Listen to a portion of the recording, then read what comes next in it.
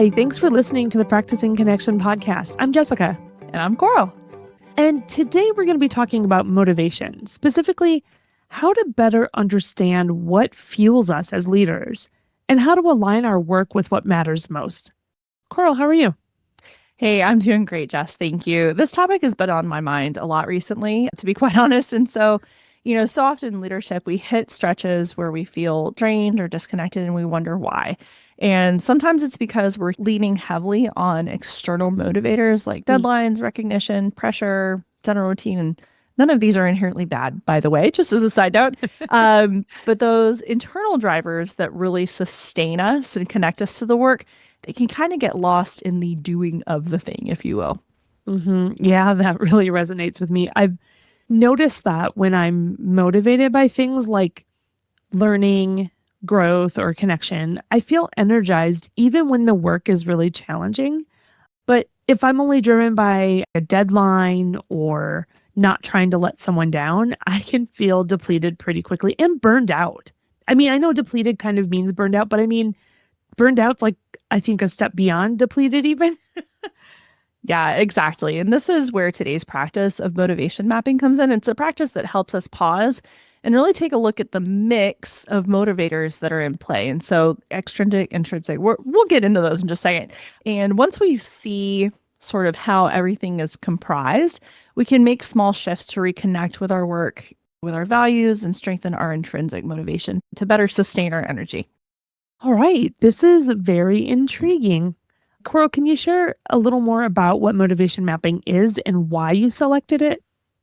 Absolutely. So motivation mapping is a tool for taking stock of what's driving you in a given project or area of responsibility.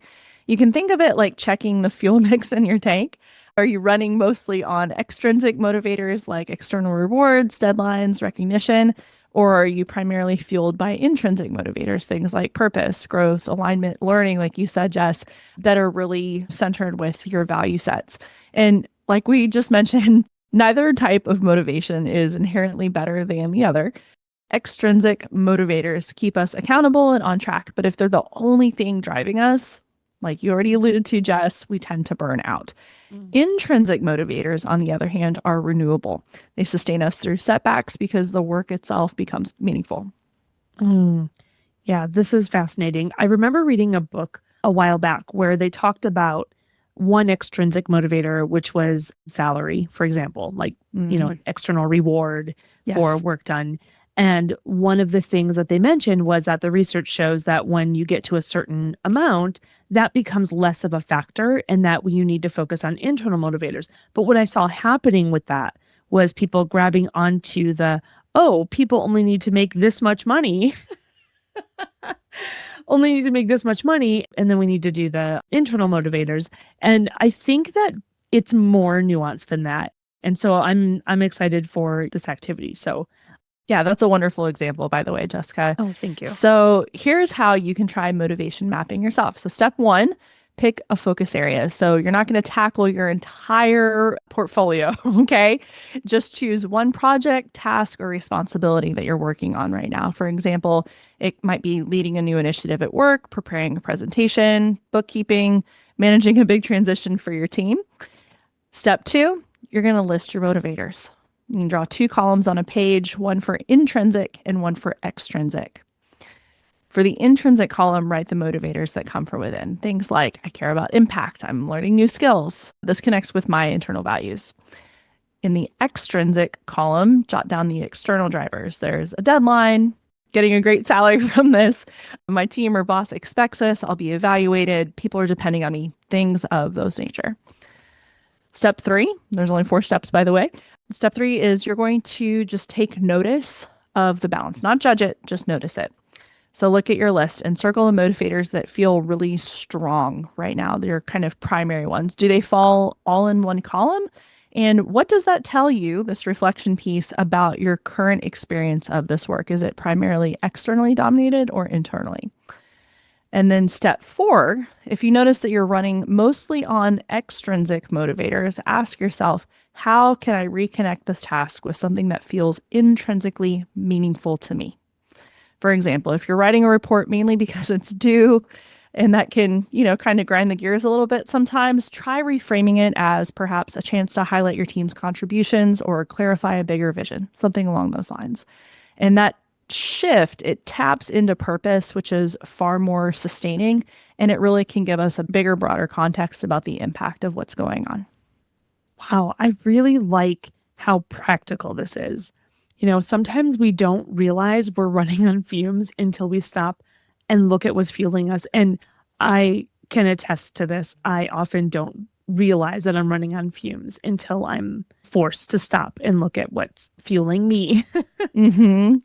Exactly. And, for our listeners, having a few additional reflection questions as you try to map out your motivation may help anchor you. So here are a few that we might suggest. When was the last time you truly felt energized in your work? What values were being honored in those moments? Another one, looking at your current responsibilities, where are you noticing a potential imbalance in your motivators? And then a third, to kind of bring this home, what's one small way that you can reconnect to your values in that area this week? Yeah, those are awesome prompts. Even taking 5 minutes to think them through could shift how you approach. I think we're often sharing prompts like this, these kind of big questions, and it could feel really big. Don't let that scare you. Just look at the question and let your mind do the work and just spend a few minutes thinking through them. And that could shift how you approach your work. Absolutely. And again, this shift doesn't have to be big. Sometimes it's not even a fundamental shift of how we're working. It's just a matter of shifting perspective. And even these small reframes can reconnect us to our deeper motivation. Maybe instead of, I have to get this done, you think, this is going to help create a better experience for the people that I'm serving. And that little alignment with values can change the entire energy that you're bringing to the work and to your day. Yeah. And, it seems like this is something that leaders could use with their teams too.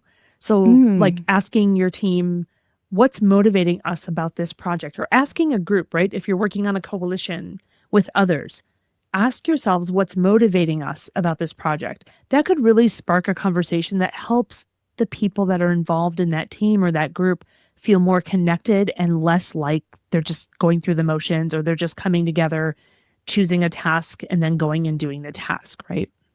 I absolutely love that. Well, awesome. Thanks so much, Coral, for sharing this. That's it for today's practice on motivation mapping. We'd love to hear what you discover when you try it. You can email us at practicingconnection@oneop.org and share your reflections. Also, a little bit of a bonus freebie for this episode. If you would like a worksheet to walk through this practice step by step, along with the reflection questions as well, just check the show notes for this episode, and we have a downloadable template that you can use. Thanks again for joining us today. If you enjoyed this episode, click the share button in your podcast app and send it to a colleague or a friend who might benefit. We'll be back next week with a fresh episode. Until then, keep practicing. The Practicing Connection podcast is a production of OneOp and is supported by the National Institute of Food and Agriculture, U.S. Department of Agriculture, and the Office of Military Family Readiness Policy, U.S. Department of Defense, under award number 2023-48770-41333.